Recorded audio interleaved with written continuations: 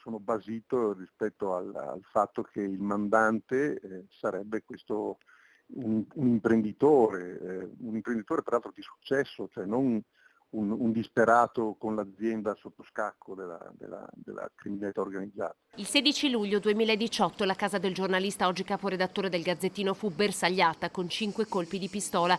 I proiettili finirono nella stanza del figlio, allora ventenne. Non fu un tentativo di rapina.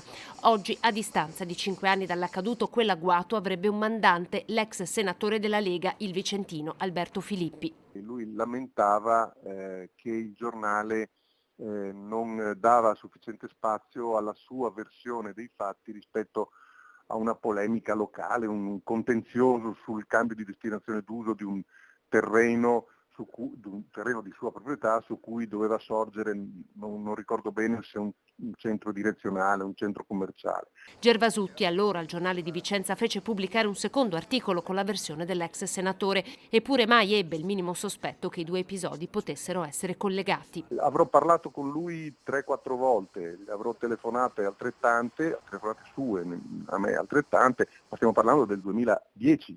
Poi dalla fine del 2010 più o meno io non l'ho mai visto né sentito. L'avviso di conclusione delle indagini a Gervasutti è arrivato il 23 di giugno, quando la direzione distrettuale antimafia ha comunicato i nomi dei 43 indagati nell'inchiesta sulle infiltrazioni in Veneto dell''ndrangheta calabrese. In quel file c'era il nome di Filippi, collegato proprio ai fatti del 16 luglio di 5 anni fa.